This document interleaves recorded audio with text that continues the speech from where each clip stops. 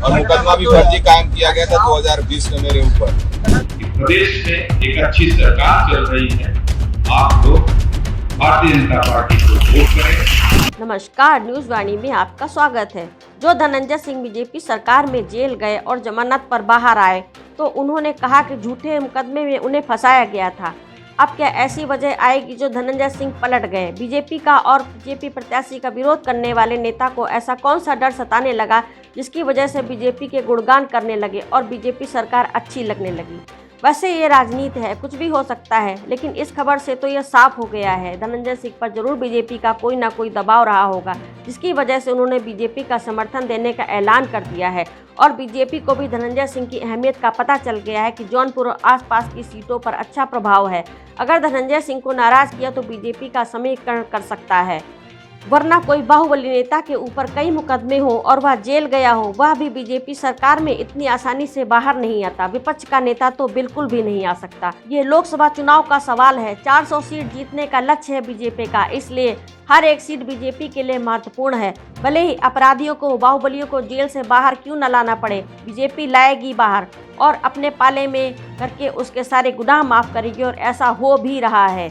आपको धनंजय सिंह का वो बयान सुनाते हैं जब वो जेल से बाहर आए थे, क्या कुछ कहा था, उसके बाद उनके सुर कैसे बदले। लेकिन पहले सुनिए जेल के बाहर का बयान। मुकदमे में सजा हुई थी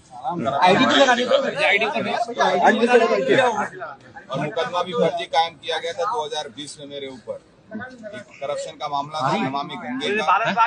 यहाँ से निकल के मैं सीधे अपने क्षेत्र जाऊंगा और मेरी शुभकामना को चुनाव लड़े और जीते। सर रूट क्या रहेगा आपका? सीधे क्या जौनपुर जाएंगे? सीधे जौनपुर। सर क्या निष्पक्ष चुनाव की उम्मीद है आपको? क्या निष्पक्ष चुनाव की उम्मीद है आपको?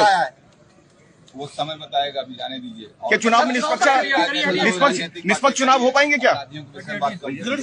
तो यह उस वक्त का बयान है जब वह जेल से बाहर आए थे। उन्होंने कहा था झूठे मुकदमे की केस में उन्हें फंसाया गया है।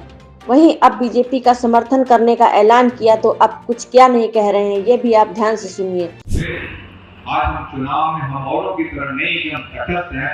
हम यहाँ पर आप लोगों को यही आग्रह करेंगे कि प्रदेश में एक अच्छी सरकार चल रही है, आप लोग भारतीय जनता पार्टी को वोट करें, समर्थन करें।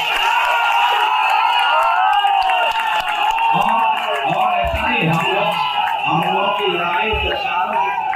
दोनों बयान में जमीन आसमान का फर्क है और ये साफ बताता है कि धनंजय सिंह पर जरूर दबाव बनाया गया है, भले वह इस बात को माने या न माने, मगर यह सच है।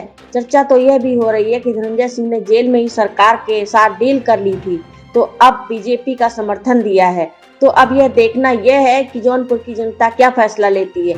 क्या धनंजय सिंह का यह फैसला बीजेपी के काम आता है? 4 जून को साफ हो जाएगा कि जौनपुर की जनता क्या फैसला लेती है। ऐसी ही बड़ी खबरों के साथ जुड़े रहने के लिए हमारे चैनल को लाइक और सब्सक्राइब जरूर करें। धन्यवाद।